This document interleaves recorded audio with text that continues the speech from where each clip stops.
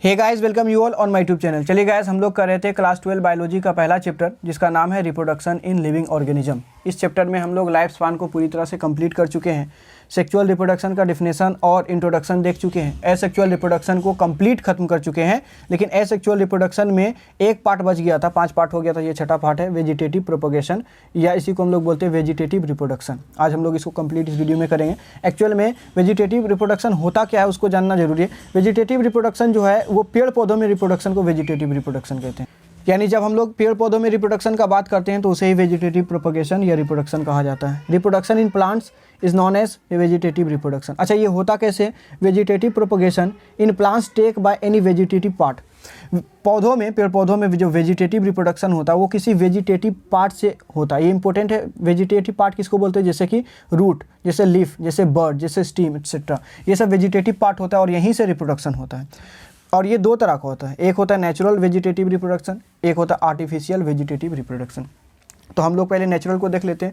Natural vegetative reproduction किसको बोलते हैं? The vegetative reproduction which take place by the plant itself. वैसा vegetative reproduction जो कि पेड़ पौधों के द्वारा खुद हो जाता है, प्लांट के द्वारा खुद हो जाता है। फॉर एग्जांपल, यहाँ कुछ एग्जांपल दिया, जैसे ग्रास आप देखेंगे, ग्रास को उखाड़ेंगे तो वहाँ पे आपको उसके जड़ में कुछ नोट्स दिखेंगे। नोट्स यानी गांठ दिखेंगे। और ये ग्रास अगर सूख भी जाए तो कोई बात नहीं, आप इसको अगर जो ग्राउंड में फेंक देते हैं और कुछ दिन बाद मान लीजिए बारिश हो जाता है तो ये नया ग्रास फिर से उत्पन्न हो जाएगा। यानी कि आप इसका देखेंगे जो रूट था, जो नोड था, वहाँ पे फिर से अपने नोड से, अपने रूट से फिर से ये उत्पन्न हो गया एक नया ग्रास। तो ये क्या है? वेजिटेटिव रिप्रोडक्शन का एक पार्ट है। दरअसल ग्रास जो होता है वो कभी मरता नहीं, वो थोड़ा सा नमी का जरूरत होता है, वो फिर से उत्पन्न हो जाएगा। बोगेनिया का पेड़ देखिए या ब्रायोफाइलम का पत्ता देखिए। ब्रायोफाइलम के पत्ते से क्या होता है? पत्ते से, पत्ता क्या है? ये जो लीफ है वो क्या है? एक वेजिटेटिव पार्ट है। और इस वेजिटेटिव पार्ट से आप देखेंगे कि नया नया फिर से ब्रायोफाइलम का पेड़ यहाँ से निकलना शुरू हो गया, प्लांट निकलना शुरू हो गया। उसी तरह से आप पोटैटो में देखेंगे।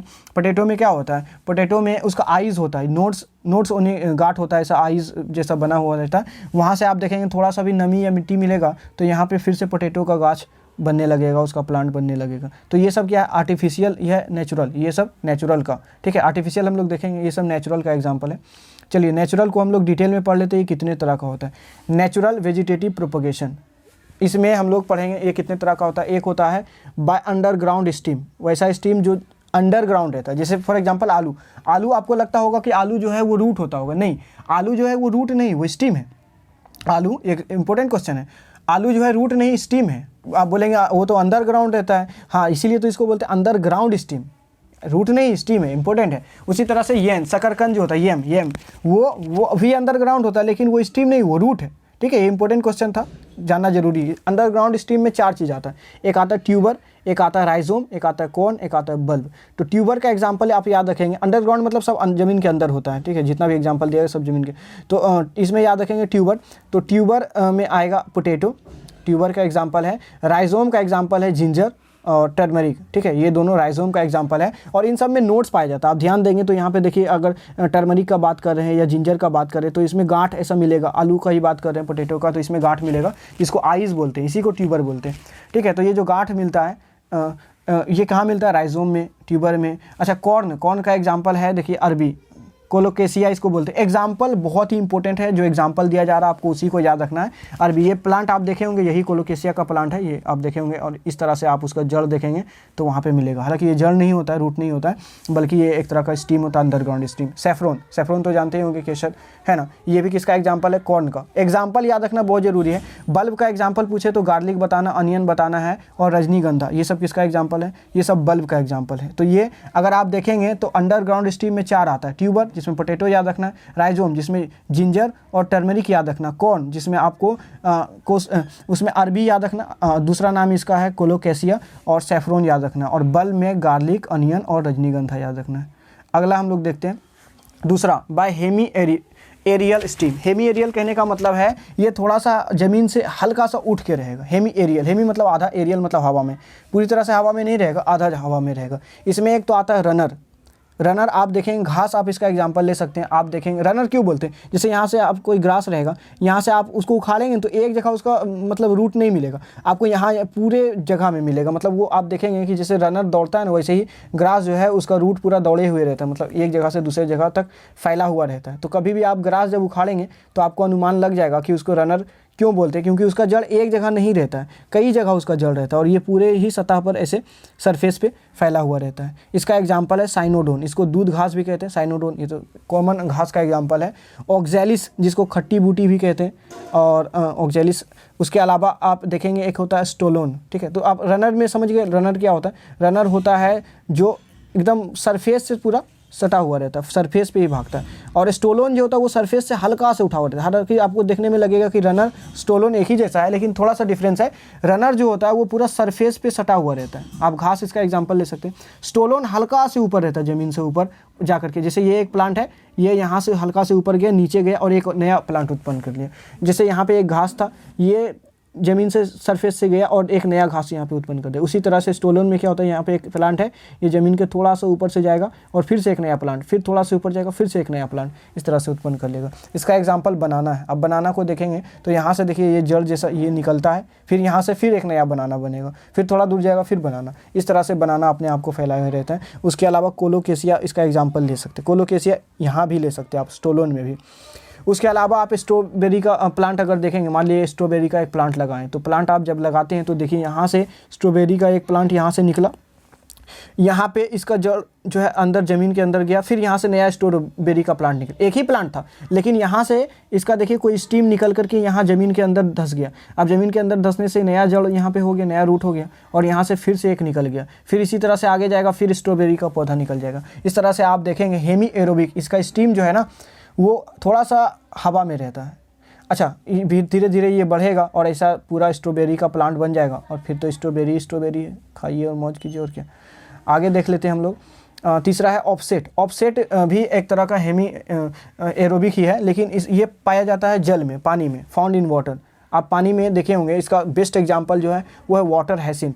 वाटर हैसिंथ के बारे में इंपॉर्टेंट नोट बताते हैं। वाटर हैसिंथ को टेरर ऑफ बंगाल भी कहा जाता है, बंगाल का आतंक, टेरर ऑफ बंगाल कहा जाता है। और कई बार ये ऑब्जेक्टिव बोर्ड में भी और नीट में भी आया है कि टेरर ऑफ बंगाल क्या है, तो बंगाल का आतंक कहते हैं हम लोग वाटर हैसिंथ को। वाटर हैसिंथ आप ये वाला देखे होंगे पानी में, ऐसा बहुत लोग बोलता है कि ये पानी वाला सिंघाड़ा है, ऐसा कोई बात।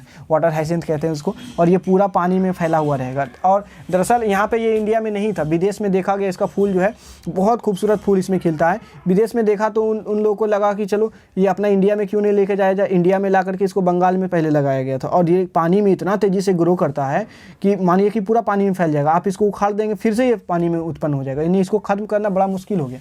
इसको आतंक क्यों कहते हैं, अच्छा टेरर क्यों कहते हैं वो समझ लीजिए। ये पानी में रहता है ना, तो पानी में बहुत तेज़ी से फैलता है और पानी का सारा ऑक्सीजन को खींच लेता है। अब जब ऑक्सीजन को खींच लेगा तो पानी के अंदर जो रह जाए, जो कोई भी जीव है, मछली वगैरह है, वो तो बिना ऑक्सीजन का मर ही जाएगा। और मर जाता है, मतलब ये पानी में अगर है तो मछली वगैरह मरने लगेगा। रीज़न क्या है, सारा ऑक्सीजन खींच लेता है ये वाटर हाइसिंथ। इसीलिए इसको क्या बोले, टेरर ऑफ बंगाल, बंगाल का आतंक। और इसको ख़त्म करना बड़ा मुश्किल है, उखाड़ेंगे फिर से हो जाएगा। उसी के अलावा इसमें और एग्जांपल ले सकते हैं पिस्टिया। पिस्टिया भी आप देखेंगे कि पानी के अंदर इस तरह से होता है। ऑफसेट है पानी के सतह पर रहने वाला जो भी पेड़ पौधा रहता है। तो अभी तक हम लोग देखे रनर का एग्जांपल देख चुके हैं। स्टोलोन, आप डिफरेंस समझिए, रनर में क्या होता है, सरफेस पे ही दौड़ता है, स्टोलोन में हल्का से उठा हुआ रहता है। और अगर ऑफसेट का बात करें तो ये पानी के सतह पर रहता है। शकर इसी में से आता है, जैसे कोई ब्रांच होता है ना, ब्रांच में भी जब ब्रांच निकलता है तो उसको हम लोग शकर के रूप में जानते हैं। आगे हम लोग देख लेते हैं तीसरा वेजिटेटिव पार्ट हम लोग देखते हैं, जो कि रूट है। तीसरा वेजिटेटिव पार्ट जो है वो है रूट। तो रूट के द्वारा, तो ये तो बड़ा कॉमन है। आप देखेंगे रूट में येम आ जाएगा, शकरकंद। येम जो होता है वो एक तरह का रूट है, यहाँ से नया शकरकंद, नया येम निकल जाएगा।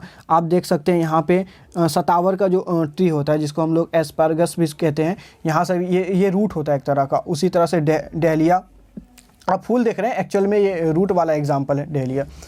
और बाय लीफ के द्वारा भी बहुत सारे पेड़ पौधे उग जाते हैं। और उसका एग्जांपल, सबसे बेस्ट एग्जांपल है ब्रायोफाइलम। हिंदी में इसको पत्थर चट्टा कहते हैं, ब्रायोफाइलम इंग्लिश में कहते हैं। और कोलेंचो, ये भी इसका एग्जांपल है। तो हम लोग देख चुके हैं कि आर्टिफिशियली नहीं, नेचुरली कोई प्लांट जो है किस तरह से नया फिर से प्लांट उत्पन्न करता है, उसको हम लोग बोलते हैं नेचुरल वेजिटेटिव रिप्रोडक्शन। अब हम लोग देखेंगे दूसरा, आर्टिफिशियल वेजिटेटिव रिप्रोडक्शन, या इसी को दूसरा नाम दिया जाता है हॉर्टिकल्चर। तो आर्टिफिशियल किसको बोलते हैं, जिसमें मैन मेड, मतलब मैन का इन्वॉल्वमेंट कुछ रहेगा। The process of growing plants, the process of growing many plants, कई प्लांट उत्पन्न करने की प्रक्रिया फ्रॉम वन प्लांट, एक ही प्लांट से कई प्लांट को उत्पन्न करने का जो प्रोसेस है ना, बनाने का जो प्रोसेस है, बाय मैन मेड, और इसमें कोई इंसान बनाएगा, इसको मैन मेड मेथड से बनेगा, is called artificial propagation of plant. इसको क्या कहते हैं? प्लांट का आर्टिफिशियल प्रोपगेशन। इसमें 3 चीज़ आता है, एक तो आता है कटिंग, एक आता है लेयरिंग और एक आता है ग्राफ्टिंग। एक एक करके डिटेल से देखते हैं। सबसे पहले कटिंग क्या होता है। कटिंग आप देखे होंगे सिंपली, ये मानिए कि रोज प्लांट है, रोज प्लांट का एक छोटा सा डाली अगर जो काट लें और इसको कहीं ज़मीन पे लगा देंगे तो फिर से नया रोज प्लांट उत्पन्न हो जाएगा। सिंपली ये कटिंग है। कलम काटना इसको हिंदी में कहते हैं। अमरूद का पेड़ है तो अमरूद के पेड़ से आप एक कलम काट सकते हैं, एक कटिंग ले सकते हैं और उसको जहाँ पे लगाएंगे, जो जहाँ पे भी उस डाल को लगाएंगे वो नया प्लांट बन जाएगा। तो वही है कटिंग, ठीक है। सिंपली इसका डेफिनेशन बता देते हैं। A small part of plant, plant का कोई छोटा सा part which is removed by making a cut, जो कि काट करके अलग कर दिया जाता है विद अ शार्प नाइफ, एक तेज धार वाले चाकू से, उसी को हम लोग बोलते हैं कटिंग। और कहाँ पाया जाता है कटिंग? जैसे कौन कौन सा पौधा, जैसे रोज प्लांट में देखेंगे, बोगेनविलिया में देखेंगे, क्रिसैंथेमम में देखेंगे, ग्रेप्स में है ना, sugar cane, bananas, cactus etcetera can be grown by the means of cutting. ये सब कटिंग के माध्यम से उत्पन्न किया जा सकता है। और इसका एक दो इंपॉर्टेंट और एग्जाम्पल याद रखेंगे। IBA इसको बोलते हैं इंडोल ब्यूटेरिक एसिड, और NaA इसको बोलते हैं नैप्थेलिन एसिटिक एसिड। ये सब एग्जाम्पल है कटिंग का। तो सारा एग्जाम्पल ज़्यादा इंपॉर्टेंट होता है, तो एग्जाम्पल याद रखेंगे। दूसरा हम लोग देख लेते हैं कि लेयरिंग क्या होता है। लेयरिंग जैसे कि आप समझिए कि लेयर बाय लेयर होगा। मानिए सपोज़ कीजिए यहाँ पे एक प्लांट है और यहाँ से एक इसका मानिए स्टीम निकला है और कुछ दूर जा कर के ये ज़मीन के अंदर धंस गया और देखिए यहाँ पे नया रूट उत्पन्न हो गया। नया रूट जब बन गया तो यहाँ से नया पौधा बन गया, नया पेड़ बन गया।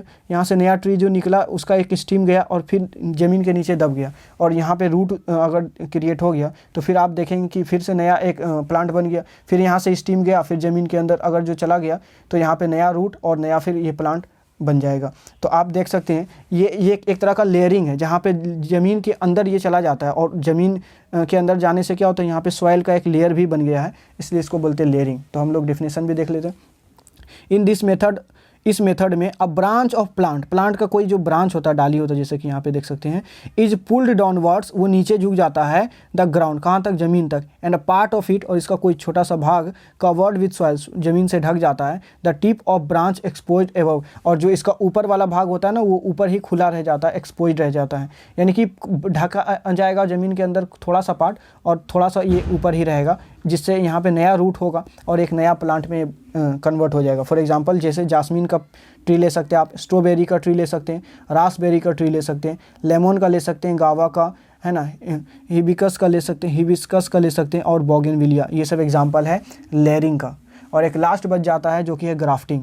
ग्राफ्टिंग क्या होता है? अगर आपके पास एक घटिया किस्म का पेड़ है, प्लांट है, एक अच्छा प्लांट है, दोनों को मिलाकर आप एक नए अच्छे नस्ल का प्लांट बना सकते हैं। एक्चुअल में यहाँ पे 2 अलग अलग प्लांट होता है। मानिए कि एक प्लांट इस तरह से है अलग, जो कि अलग प्लांट है, एक दूसरे प्लांट है, तो दोनों का स्टीम क्या किए, काट काट के ले आए। एक तो ज़मीन से लगा हुआ होना चाहिए, नीचे वाला जो है वो ज़मीन से लगा होना चाहिए, उसको मानिए कि कट गया किसी तरह से, तो हम चाहते हैं कि इसमें कोई दूसरा प्लांट लगा दे, तो दूसरा प्लांट का स्टीम लाते हैं और यहाँ पे ला करके इस तरह से फिक्स कर देते हैं और फिर इसको ऐसा कोई रस्सी से, कोई धागा से या कोई कपड़ा से इसको हम लोग बांध देते हैं और बांध देने के बाद एक नया प्लांट बन जाता है। आप इसको कर सकते हैं अंगूर के प्लांट में, रोज़ के प्लांट में, बनाना में, पाइनएप्पल में, ऑरेंज में। होता क्या है ग्राफ्टिंग? ग्राफ्टिंग एक ऐसा मेथड है जिसमें in which the grafting is a method in which the cut of 2 stem, जिसमें कि 2 स्टीम का जो कटा हुआ भाग रहता है, 2 डिफरेंट प्लांट्स, वो 2 अलग अलग प्लांट का 2 अलग अलग भाग ज्वाइन टुगेदर, उसको एक साथ जोड़ दिया जाता है इन सच वे, और इस तरह से जोड़ा जाता है कि 2 स्टीम ज्वाइन एंड ग्रो, दोनों स्टीम जुड़कर ग्रो हो जाता है, बढ़ता है और एक सिंगल प्लांट बन जाता है। यानी 2 अलग अलग पेड़ का अलग अलग स्टीम को कुछ इस तरह से हम लोग बांध देते हैं जिससे कि ये एक सिंगल पेड़ बन जाता है। यानी यहाँ पे 2 अलग अलग पेड़ को जोड़ करके एक पेड़ बना देना ग्राफ्टिंग में। तो यहाँ पे हम लोग कर लिए हैं इसको 2 टाइप जो था कि आर्टिफिशियल प्रोपगेशन और नेचुरल कैसे होता है। एक और टॉपिक इसमें लास्ट रह गया है, वो भी कर लेते हैं। तो हम लोगों का जो रिप्रोडक्शन है लिविंग ऑर्गेनिज्म में एसेक्सुअल, वो कंप्लीट हो जाएगा। और ये हालांकि एसेक्सुअल रिप्रोडक्शन नहीं, ये थोड़ा सा अलग टॉपिक है। एक टॉपिक है टिश्यू कल्चर। टिश्यू कल्चर क्या होता है? और ये बड़ा ही इंपॉर्टेंट है टिश्यू कल्चर। आप समझे कि हम लोगों को पेड़ पौधे का ज़रूरत एक साथ में हज़ारों की संख्या में भी हो सकता है। मतलब हमको कहीं बागान लगाना है तो हज़ारों पेड़ चाहिए। अब हज़ारों पेड़ चाहिए तो वहाँ पे हज़ारों पेड़ तुरंत उगा पाना इतना आसान थोड़ी है कि हज़ारों पेड़ तुरंत क्रिएट हो जाएगा। तो हज़ारों पेड़ एक छोटे से डब्बे में भी उत्पन्न किया जा सकता है, बनाया जा सकता है। और किसके मदद से? टिश्यू कल्चर के मदद से। तो यहाँ पे टिश्यू कल्चर होता क्या है समझ लीजिए पहले। The production of new plants, नए प्लांट का उत्पन्न होना from a small piece of plant, plant के किसी छोटे से पार्ट, प्लांट टिश्यू, बल्कि प्लांट का कोई टिश्यू ले लीजिए, उसके छोटे से पार्ट को आप वहाँ से रिमूव कर दीजिए from the tip of plant, plant के कोई हिस्से से उसको अलग कीजिए, सूटेबल ग्रोथ मीडियम में उसको रखिए जिसको बोलते हैं कल्चर्ड सॉल्यूशन, और इसी कल्चर्ड सॉल्यूशन को हम लोग टिश्यू कल्चर भी बोलेंगे। फॉर एग्जांपल आप यहाँ से समझिए, ये कैरेट है, गाजर है, आप कैरेट का यहाँ से एक छोटा सा हिस्सा काट लीजिए, टिश्यू का काट लीजिए, है ना। आप इसके टिश्यू को काट करके आप एक आर्टिफिशियल कल्चर मीडियम में रखिए। आर्टिफिशियल कल्चर मीडियम का मतलब है कि इस टिश्यू को बढ़ने के लिए जो कुछ भी रिक्वायरमेंट है वो इसमें रहेगा, इस लिक्विड में रहेगा। एक तरह का हार्मोन होता है, इस लिक्विड में आप जब डालेंगे इसके टिश्यू को तो ये टिश्यू जो है बढ़ना शुरू होगा, धीरे धीरे बढ़ते बढ़ते थोड़ा बड़ा हो जाएगा, जब इसको बोलेंगे कैलस हम। तो कैलस जो होता है इसमें हम लोग अब और हार्मोन डालेंगे, इस हार्मोन के डालने से ये कैलस बड़ा होता है और मेनी न्यू प्लांट्स, कई न्यू प्लांट्स बन जाता है। इसी को हम लोग बोलते हैं टिश्यू कल्चर। और टिश्यू कल्चर का जो एडवांटेजेस है वो बहुत ज़्यादा, ये भी क्वेश्चन आता है एडवांटेजेस क्या क्या फ़ायदा है। तो टिश्यू कल्चर एक बहुत ही तेज़ टेक्निक है जिसमें हज़ारों प्लांट जो है बनाया जा सकता है कुछ ही हफ्तों में। और किससे? From a small amount of plant tissue, छोटे से प्लांट टिश्यू से हज़ारों प्लांट टिश्यू बनाया जा सकता है। The new plants produced by tissue culture are disease free. जो टिश्यू कल्चर के द्वारा नया प्लांट उत्पन्न होता है वो डिजीज़ फ्री होता है, यानी उसमें कोई भी तरह का बीमारी खराबी नहीं रहता। Tissue culture can grow plants around the year. Tissue culture से आप प्लांट को उत्पन्न कर सकते हैं पूरे साल, इररिस्पेक्टिव ऑफ वेदर और सीजन, चाहे मौसम कैसा भी हो, ठंडा हो, बाहर बरसात, कैसा भी मौसम हो, यहाँ पे टिश्यू कल्चर से आप पूरे साल उत्पन्न कर सकते। कई सारा पेड़ पौधा होता है ऐसा कि जो कि ठंड में बढ़ता है, गर्मी में नहीं बढ़ेगा। जैसे आप देखेंगे कि अगर वो पोमीग्रेनेट का प्लांट है या आप अगर देखेंगे एप्पल का प्लांट है तो ये सब ठंडा में ही बढ़ेगा, समर सीजन में ये नहीं बढ़ता है। लेकिन आप टिश्यू कल्चर के थ्रू आप पूरे साल कोई भी प्लांट को ग्रो करवा सकते हैं।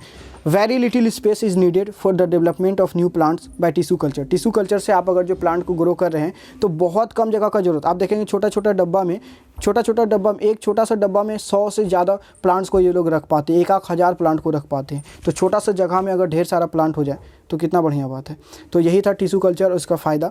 हम लोग अब ख़त्म कर चुके हैं, कंप्लीट हो गया सेक्सुअल रिप्रोडक्शन को। नेक्स्ट वीडियो में सेक्सुअल रिप्रोडक्शन को बता दिया जाएगा।